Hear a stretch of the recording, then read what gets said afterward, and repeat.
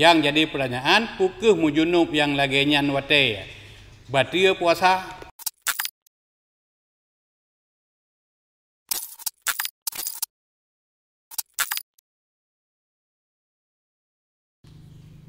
Ya, terima kasih atas pertanyaan yang telah ditanyakan kepada kami. Insya Allah akan kita berikan jawaban dan mudah-mudahan jawaban ini menjadi sebuah keyakinan dan pengamalan.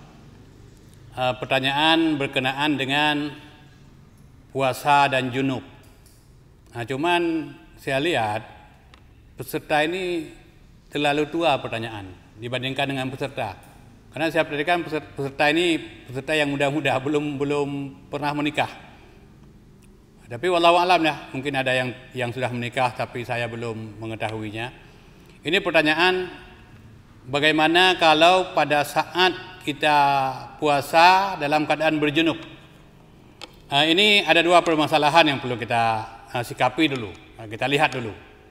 Yang pertama, orang berjunub pada malam hari. Ternyata dia tertidur, dengut. Mungkin lagi awal ke paju tahu, dengut. Muban dengut, jaga ke azan. Tapi manteng wate subuh. Sementara nyan katruh kaitamang wate imsak. Yang jadi pertanyaan, pukul mujunub yang lagi nyan wate, batia puasa?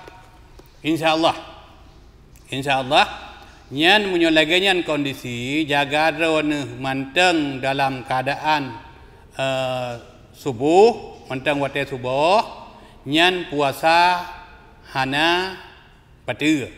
Segera mandi wajib, kemudian nelak sanakan salat. Puasa diteruskan. Cuman puasa diteruskan, tapi hana nu salat, nyan gura dathat sebab menawji. Untuk apa kita berpuasa sementara kita tidak salat? Jadi puasa drone ya sah, tetapi drone dia sah karena meninggalkan salat. Jadi selanjutnya menaw yang berkenaan dengannya.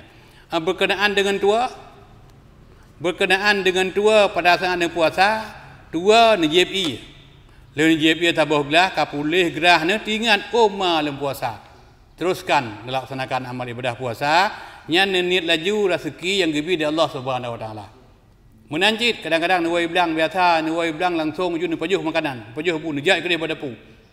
Jadi pas bulan puasa nuai belang, nuai lampuh atau nuai apa lain nejak ju udah pu, pan nabu nu pajuh ju, leutro nu pajuh pu, ingat ma puasa. Tidak perlu ragu, lanjutkan puasa. Rezekinya gibi di Allah Subhanahu wa taala. Cuma menyokong timbir rezeki lagi yang itu udah kon cukup tenang deh. Mudah-mudahan Allah yang gebi mendan tapi kan man tiga gebi rezeki dari Allah. Tentang hal berjunub dalam keadaan fajar, Rasulullah pernah alami. Rasulullah pernah berjunub karena bersetubuh. Memang kalaganya kehendak dari Allah Subhanahu wa taala supaya jid kepelajaran bagi umat uronyo manakala terjadi hal yang leganyan. Mujunub padahal kita bang wate fajar. Lalu pakiban teman menyo urineng. Urang ineng hit habe hit ge adalah bak wate galam abeh wate subuh. Minta dah pegah tengah bengah. Tengah bengah wate manteng subuh, galam abeh wate subuh hit ge. Kabih. Kayakin gabe hit. Kemudian gemana wajib melaksanakan salat subuh, puasa diteruskan dan puasa itu sah. Tetapi apabila sidra urineng abeh hit kabeh wate subuh, nyan dianjurkan supaya dia tetap imsak, supaya dia tetap menahan diri, tapi puasa tidak dihitung, dia tetap harus mengqadha pada hari yang bersangkutan.